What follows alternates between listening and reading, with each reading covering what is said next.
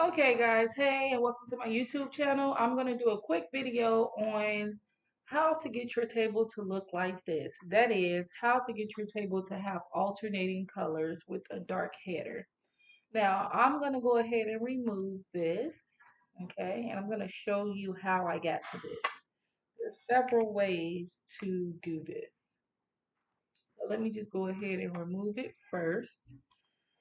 Now, there is one way to do this, which is to just select every other row that you want to be a different color, right? And apply that color by going to Fill here. Um, but then that would take so much time. You would have to go through and select every color.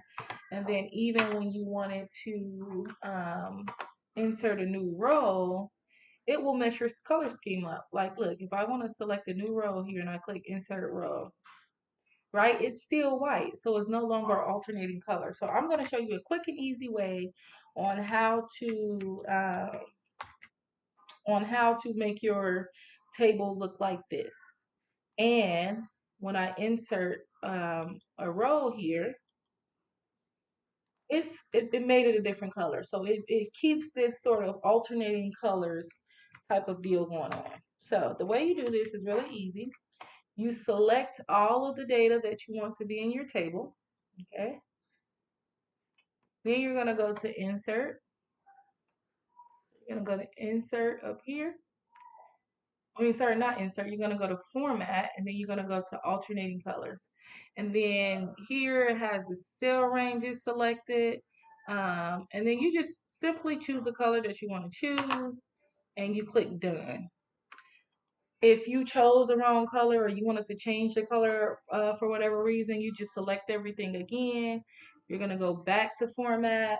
Um, go to alternating colors and change it. You know, I really like purple, so that's the color I really would have chosen. And if you don't want the two colors to, if you want the header to be a different color, you can change it like that.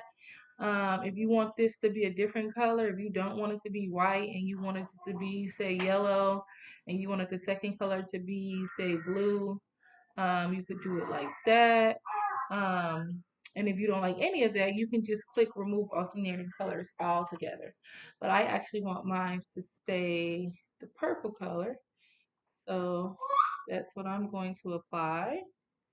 And that's pretty much all you do. So thank you so much for watching.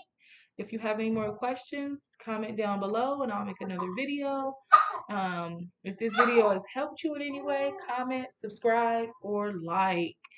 Thank you so much and have a blessed day.